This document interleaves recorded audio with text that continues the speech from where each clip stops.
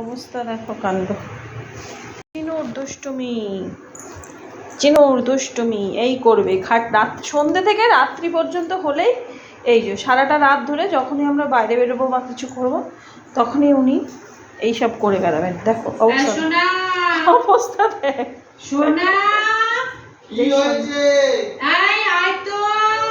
সোনা সোনা বললেই তখন স্থির হয়ে যাবে। সমস্যাটা হচ্ছে চিনু স্ট্যাচু হয়ে গেছে, এবার কোন দিকে যাবে দেশে খুঁজে পাবে না।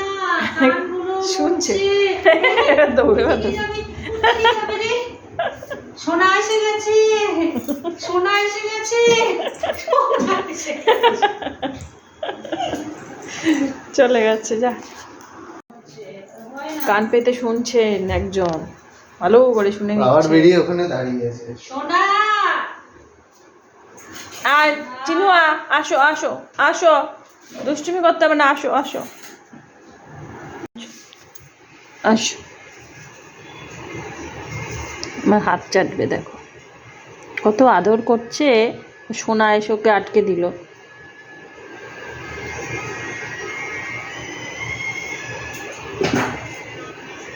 কি হয়েছে? সোনা কামড়ালো হালকা করে হাতে, কি সুন্দর করে। সোনা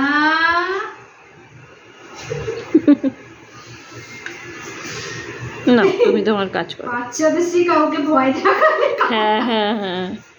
সোনা না শোনা, তোমায় কিছু বলেনি, তোমায় কিছু বলেনি, তুমি হাত চাটো। সোনা আমাদের লালিয়ার কালি খুব বেড়েছিল, এখন চিনুও খুব বেড়েছে, খুব। অন্য সময় চুপচাপ শান্ত হয়ে থাকে, বোনের কাজ করে, ওর কাজ করে না চিনুয়া। ওরে বাবা, কত হাত চাটছে, কত কত। ও আচ্ছা, এবার বুঝলাম। হাত চাটছে মানে আমার মাথায় হাত বোলাও, জাম্বুর মতো। বুঝে গেছি তো, তাই না চিনুয়া? এই দেখ, দেখেছিস? আচ্ছা, বুঝু বুঝু বুঝু বুঝু গেছে, বুঝে গেছে, বুঝে গেছে। সব বুঝে গেছি